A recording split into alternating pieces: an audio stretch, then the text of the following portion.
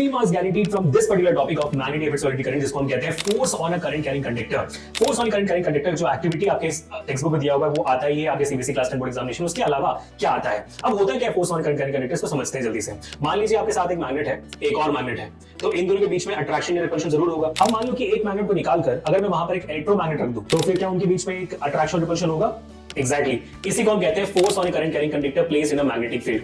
अब ये force in between this electromagnet and permanent magnet कैसे हम इंक्रीज कर सकते हैं? सिंपल सी बात है भाई, इस परमानेंट मैग्नेट को बड़ा मैग्नेट बना दूं तो ऑफ कोर्स आपका फोर्स ऑफ अट्रैक्शन रिपल्शन बढ़ जाएगा। अगर मान लो कि इस कंडक्टर को के अंदर जो करंट दौड़ रही है उसको मैं बढ़ा दूं तब भी मैग्नेटिक फील्ड बढ़ जाएगी इस कंडक्टर की। अगर मान लो कि इस इलेक्ट्रोमैग्नेट की लेंथ में बढ़ा दूं तब भी फिर आपका लेंथ बढ़ जाएगा आपके कंडक्टर का और फिर मैग्नेटिक फील्ड बढ़ जाएगी। So the force between these two directly depends upon the magnetic field of the permanent magnet, the current flowing through the conductor and the length of the conductor. Short form में F is equal to BIL लिख सकते हो आप।